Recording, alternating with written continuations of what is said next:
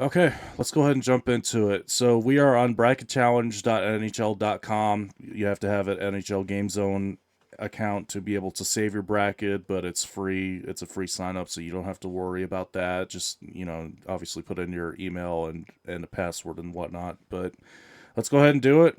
Let's get this bracket filled out. So this is how it goes. Start here. Select which team you think will win round one. I personally, it's starting off with Winnipeg and St. Louis. I'm going to actually go ahead and go with Winnipeg. This feels a little bit like 2019, where St. Louis was dead last in the league at New Year's Eve of 2018 going into 2019. They went on a crazy tear. They obviously made the playoffs.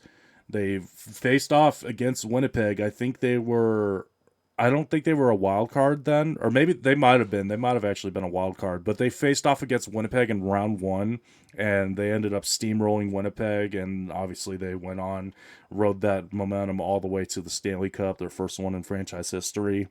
So this feels a little bit like that, but I think the best way I saw it put was that someone said that St. Louis peaked about 2 weeks too early. They went on that 12-game win streak and set the franchise record for consecutive wins and all that stuff. And they made the playoffs, and hey, props to them.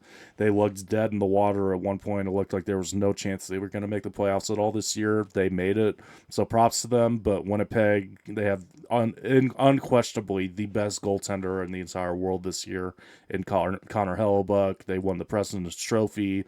They have a ton of elite options on offense. I just think that Winnipeg has too much for St. Louis to overcome.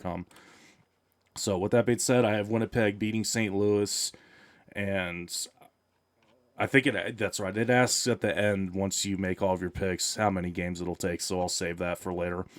But Winnipeg, I have beating St. Louis. So we move on to the Mikko Rantanen matchup. It is Dallas as the second seed in the Central versus Colorado, the third seed in the Central.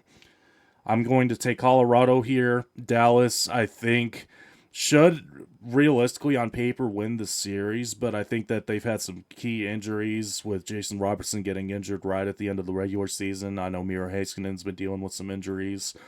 And Colorado, is there any team this year in the playoffs that has gone through more change and more roster turnover from the start of the regular season till now? Is there any team that's had more turnover than the Colorado Avalanche? They completely changed up both their goaltenders. Neither of the goaltenders on the roster right now were on the roster at the start of the year. They trade away Mikko Rantanen to the Hurricanes. You know how I feel about that. And they bring in Marty Necas and Jack Drury. Marty Necas has been phenomenal on the first line with McKinnon. They're now getting Landeskog back. That's going to be a morale boost for the locker room, having their captain back for the first time since they won the Stanley Cup in 2022. I think that Colorado is their trade deadline. I thought was really good as well. They bring in Brock Nelson, who's fit in very well with that roster, and I like I said, on paper it should be Dallas winning the series because I feel like they have a deeper roster, but Colorado I think right now is healthier. I think that they are just riding into the playoffs with more momentum. Dallas is one of the coldest teams going into the playoffs right now. They lost, I think it was 7 straight. It's not looking good for Dallas, so I'm actually going to take Colorado. I don't know how much of an upset that is. I don't know if that's going to be a popular pick or not, but I think Colorado actually manages to get it done. We move on, Vegas and Minnesota. I'm going to take Vegas here. I know Minnesota just barely got into the playoffs because they got Kaprizov and Eriksson Ek back, but they were floundering for a while there. They were looking like they were going to drop out of the playoffs. They had a very, very rough time of it post Four Nations face off. And then, like I said, until they got Kaprizov and Eriksson Ek back, it looked like they were straight up going to drop out of the playoffs. Vegas won the Pacific. Aiden Hill has had a pretty solid year. They still have good pieces on offense. Jack Eichel, Mark Stone. They on defense seem to be relatively healthy from what I can tell. I honestly don't keep up with the Western Conference nearly as much, to be honest, but Vegas seems to be relatively healthy. They won the Pacific. Minnesota, as much as I would love to see it, and I will say this, I hope that if it gets to a point where it looks like the series is about to be done, I hope Minnesota will put in Mark Marc-Andre Fleury for one last time. This being his last ride, he's retiring at the end of this season. I hope that they put him in one more time. And that's another thing is this is a matchup of one of Fleury's old teams in the Vegas Golden Knights versus obviously his current team. I think that Minnesota's going to go with Gustafsson. I think that Gustafsson is the starter, but I do hope that they'll give Fleury at least one more start or get him into a game at least one more time before he rides out, before he ends his career. But I do have Vegas winning that series. And then we move on. This is the one that I've been going back and forth on a lot. LA Kings versus the Edmonton Oilers. This is the fourth year in a row these two teams have met up in the playoffs. LA Kings actually have the home ice advantage this year because Edmonton has been dealing with a lot of injuries. They've been dealing with inconsistency in net from Stuart Skinner. They've been just struggling, like I said, with the injuries right now. They've lost so many guys, so much manpower over the last month and a half. And Matthias Ekholm, one of their top, if not their number one defenseman, is going to be out the entire series. It's going to be tough. It's hard to bet against Edmonton. It's hard to bet against McDavid and Draisaitl, especially after they made a run to the final last year. But I am going to take the LA Kings here, actually, to win. And there's that. I'll get to that in just a second. I am actually going to take the LA Kings, though. They've been more consistent. They haven't been at the very top of the league, but they've been consistent. Darcy Kemper's had a good year. Their young pieces have been doing really well. They still have guys on defense like Drew Doughty, you think of, who's getting up there in age, but he's still serviceable in his role as an offensive blue liner. They still have Anze Kopitar. Adrian Kempe's had a really good year. I just think that LA Kings have been more consistent, and I think that Edmonton, they've just been too injured. I think the guys that they are getting back are just going to be, they're not going to be at game speed right away, and I think, especially with LA having home ice, I think that's what's going to sink them. So I'm going to go with the LA Kings, and as far as the games it'll take for each series, Winnipeg, I will have them winning in 6. I think St. Louis will put up a good fight. But like I said, I think that Winnipeg just has too much. I think Connor Hellebuck, especially after last playoffs with the disappointment that they had in the first round, Hellebuck getting absolutely caved in by the Colorado Avalanche in that first round. I think he's going to be on a man possessed. He's going to come out, and the entire team's going to come out on a mission to silence all the doubters from last year, and I think that they're going to do it. They're going to put down St. Louis. Colorado, I'm debating on if I wanted to go 6 or 7.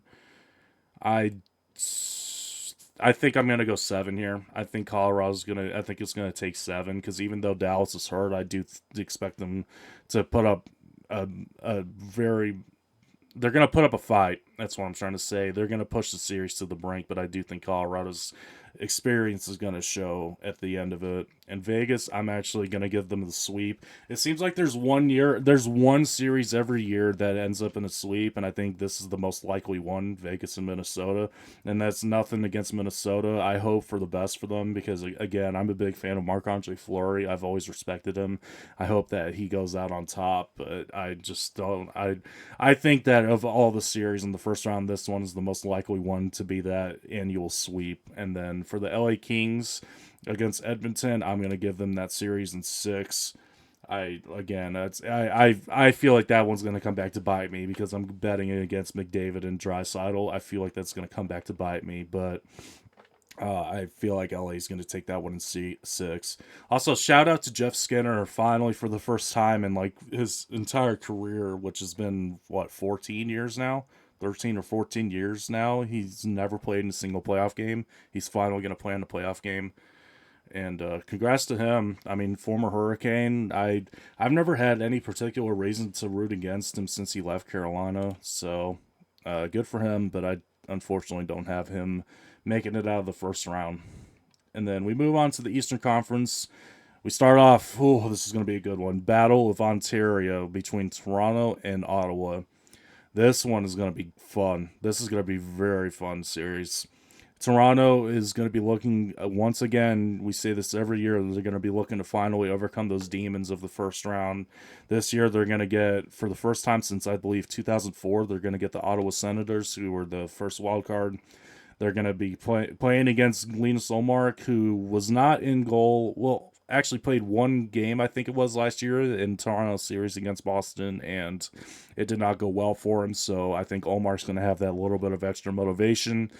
Ottawa can play physical. They're solid on defense. They're very stout with guys like Sanderson and Shabbat and guys like that. And I think that Ottawa is going to put up a fight, but I think Toronto this year, they've, especially with Craig Berube, the system that he's brought in, it's been a lot less flashy and a lot more sturdy, I guess is the way of putting it, where the top guys, Matthews, Marner, Nylander, you're going to expect those guys. I'd even throw Nyes in there this year. He's been phenomenal. I think that those guys are still going to make individual plays, but I think that Toronto is much more of a team now than they've ever been. It's not just the top guys having to carry the rest of the team behind them. I think now lines 1 through 4, they have guys that can chip in. Even if it's not on the scoreboard, they have guys that can be strong forecheckers. They could play solid, responsible defensively. They bring in a guy like Brandon Carlo, who's really helped solidify that back end, especially with some of the struggles Morgan Riley's had this year. I think that Chris Tanev and Brandon Carlo helps solidify that defense. And Toronto, is there any argument that this year has been their best 1-2 punch in the between the pipes between Anthony Stolarz and Joseph Woll? Is there any debate there? Their goaltending has been the best that we've seen in years. So Ottawa, no discredit to you. I am happy for you. The first time, this is the first time in 8 years they made the playoffs. I remember the last time Ottawa was in the playoffs. It was the second full season of me following the NHL, following the Hurricanes and keeping up, because I remember I was a junior in high school the last time the Ottawa Senators were in the playoffs, and I'm now 25 years old, so that gives you a little bit of an idea of how long ago it was that Ottawa's been in the playoff mix. So congrats to them. I hope the series is going to be as fun as I think everyone's expecting it to be, but I am going to give the edge to the Toronto Maple Leafs. And then we move on, another banger of a series, the Battle of Florida, yet again a rematch from last year, Tampa Bay and Florida. These two teams seem to meet every year in the playoffs in the last 4 or 5 years, or is that just me? But with that being said, Florida, I think, looks very vulnerable, and I full props to them. They're the defending Cup champs. I'm not discrediting them by any means, but I think that all of the games that they've been playing over the last calendar year have finally caught up with them. They're limping into the playoffs. They have some key injuries. Matthew Tkachuk, we don't know if he's going to play. Well, he's going to play, but we don't know what that's going to look like. He's been pretty much sidelined since Four Nations, since he got hurt in that game. In the Four Nations, and they bring in Brad Marchand, which still feels weird. That still feels really weird to say. Marchand in a Florida Panthers jersey, that's weird. But I think that they're just dealing with some injuries. They have Aaron Ekblad, who's currently serving a 20-game suspension for PEDs. I forgot how far into that suspension he is, but I know he's still serving that. Bobrovsky is still Bobrovsky. He still had a good year, but their backup now is Vitek Vanacek, who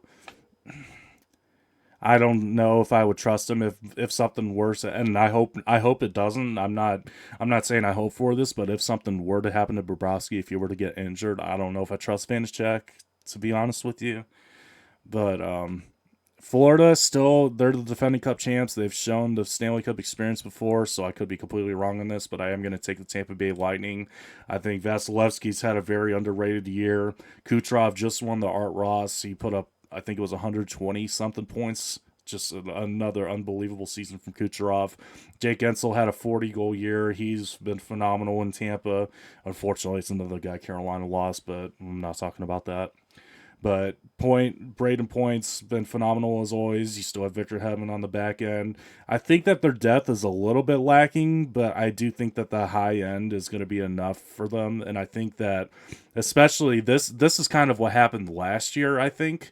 In the first round matchup between these two, between Tampa Bay and Florida, it was kind of the shoe on the other foot, where Tampa was going into the series kind of feeling tired, feeling the wear and tear of all of the playoff games that they had been playing, and Florida kind of went in as a bit of a fresher team.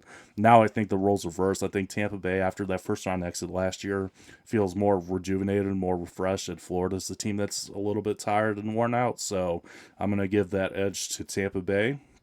And when we move on to the Metro part of the bracket.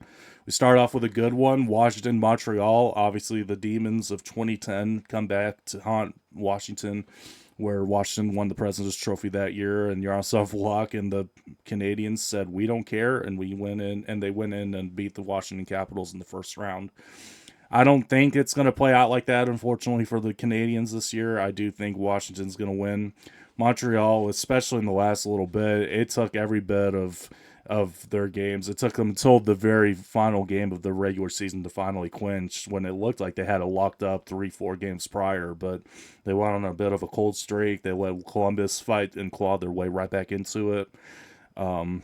Washington, who expected this from Washington this year? Who would have thought that Washington would be the second best team in the entire league? Maybe tactically giving up the President's Trophy to Winnipeg with Washington's history of winning the President's Trophy, but who would have expected this from Washington? Ovi broke the record this year. Pierre-Luc Dubois came in and looked phenomenal.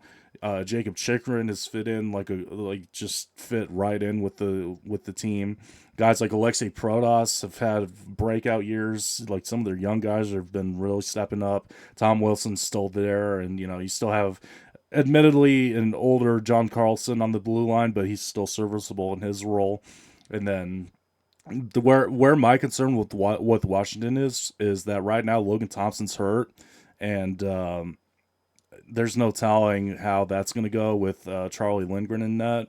There's no telling, because so far when he's been in net since that injury of Logan Thompson, he's struggled. Washington's been kind of cold going into the playoffs. Like, they've been one of the colder teams, but I do think that Washington's just overall the more experienced team. Montreal, credit to them. Their young core, they're building something special up in Montreal with guys like Suzuki, Caulfield, Slavkovsky, and now you bring in Demidov, who has only played 2 games, to be fair, but looked just dynamite. I mean, just a absolutely insane looking playmaker in those 2 games. So he's going to be part of that core for a long time. And then they bring in Lane Hudson, who sets the record for points in franchise history for a rookie. Just unbelievable. They're building a strong core, and unfortunately, I have this kind of playing out similar to the 2016-2017 Maple Leafs. Actually, very similar to that, where they come in as a young core who have just not had enough playoff experience. This is their first real year with the core, and they come in against, ironically, Washington of all teams. They're going to come in. I think it's going to play out very similar to that, where Montreal's going to put up a fight. They're going to keep it close, but I do think Washington wins the series. And then we move on. I know my webcam's kind of blocking it a little bit, but my favorite team, the Carolina Hurricanes, as the 2nd seed against the New Jersey Devils, as 3rd seed in the Metro. I'm going to give this to Carolina. I'm scared to say that because Carolina has been absolutely miserable. They're well under 500 on the road this year, and that's came back to bite them in several years in the past. But New Jersey, unfortunately, Jack Hughes is just injured. He's going to be out for the rest of the year, so they're not going to have their number one guy on offense. They are getting back Dougie Hamilton, but they also have some other injuries that they're dealing with. Markstrom has had probably, I would say, a somewhat disappointing year compared to expectations for New Jersey, but he's been good. And in terms of Carolina, I could rant about this team for an hour, but I'm going to keep it short. I think that, like I said, the road record is very concerning. I think that the power play has been floundering. I don't trust the special teams. Carolina's going to have to keep this in a 5-on-5 series. They're going to have to keep special teams out of it. I trust the penalty kill. The penalty kill's been number 1 in the league this year, but the power play has struggled. So Carolina's going to have to keep it at 5-on-5. They're going to have to stay out of the box, but I do think that they're just overall healthier right now. And I have concerns about the defense. Burns and Orlov specifically, those two have been absolutely just mind-numbingly bad for most of the year. And in that, I feel very concerned about Anderson and Kochetkov, unfortunately, this year. I wish I could say I felt confident in either of them, but I really don't. But I do have Carolina winning. So as far as the amount of games it'll take, Toronto and Ottawa, I'm going to say that one goes 7. I think that series is going to be probably one of, if not the most fun series in the entire first round. That's going to be right up there with the next series, Tampa Bay and Florida. Tampa Bay and Florida, I have Tampa Bay in 6. Washington and Montreal, I have Washington taking it in 5. I'll give one game to Montreal, but I do think Washington will dispatch of Montreal with relative ease. Carolina and New Jersey, I'm actually going 7 because Carolina struggles so much on the road. That is literally the only reason. I think that this series should be done in 5 or 6 because on paper Carolina should be able to run away with this, but their road record, and especially knowing how this goes with the road record in the playoffs, this series is going 7. So that's my full first round prediction. Again, I have Winnipeg beating St. Louis. I have Colorado beating Dallas. I have I can't talk. I'm sorry. I have Vegas beating Minnesota, and then I have LA beating Edmonton, and then over in the East, I have Toronto beating Ottawa. I have Tampa Bay beating Florida. I have Washington beating Montreal, and I have Carolina beating New Jersey. And then we move on to the second round, where it's going to be the President's Trophy winning Winnipeg Jets against Colorado Avalanche. I do think that the President's Trophy curse sets in. I think Colorado is going into the playoffs with too much momentum. I do give the edge to Colorado. I think their offense is going to be too much for Winnipeg to handle. And then move on to Vegas and LA. This one's tough. I think that LA, if they can get out of the first round against Edmonton, they could go on a run. But I do think that Vegas just ever so slightly has the edge over the LA Kings. So I'm going to give that to the Vegas Golden Knights. We move over to the East, Toronto and Tampa. I'm sorry, Toronto fans. I'm rooting for you, but I think Tampa Bay is going to get on a run, and they're going to go far once they beat the Florida Panthers. And unfortunately, the Leafs will be a victim of that, and they will fail to make it out of the second round once again. And then Washington, Carolina, I'm going Washington. I think Washington makes quick work of the Hurricanes. I don't trust my own team this year in the playoffs, and that says a lot. That hurts to say, but I do not trust my own team going into the playoffs this year. And then we move on to the conference finals, Colorado and Vegas. I want to pick Vegas, but I think that I think the deciding factor is going to be Landeskog getting back into the lineup, back into the locker room. I'm going to take Colorado. And then over in the conference final, a rematch of 2018's conference final. This time I think Tampa gets the better of Washington. And then rematch of 2022 Stanley Cup final between the Colorado Avalanche and the Tampa Bay Lightning. I am going to go with the Tampa Bay Lightning. I think that Vasilevsky is going to steal that series. I think they get revenge for 2022. And I think that I actually legitimately, until I saw it in front of me, I thought I was going to pick the Colorado Avalanche, but I'm going to go with Tampa Bay. And the total number of goals, I'm just going to put in a random number, 33. And there it is. So just to recap, first round, I have Winnipeg winning over the St. Louis Blues in 6. I have Colorado beating Dallas in 7. I have Vegas sweeping the Minnesota Wild. I have LA Kings beating the Edmonton Oilers in 6. In the first round over in the East, I have Toronto winning over Ottawa Senators in 7. I have the Tampa Bay Lightning beating the Florida Panthers in 6. I have Washington beating Montreal in 5. I have Carolina beating New Jersey in 7. And then in the second round, I have Colorado beating Winnipeg. It doesn't ask for the number of games. I'm going to say 6 games for that series.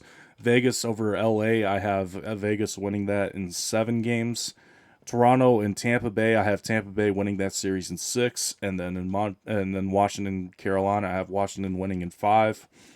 Colorado and Vegas in the Western Conference Final, I have Colorado winning that one in 6. I have Tampa Bay beating Washington in the Eastern Conference Final in 7, and then in the Stanley Cup Final, I have Tampa Bay beating the Colorado Avalanche in 7. And total goals in the Stanley Cup Final, I have 33 goals. So that is my bracket. Let me know where you agree. Let me know where you disagree, and thank you for watching.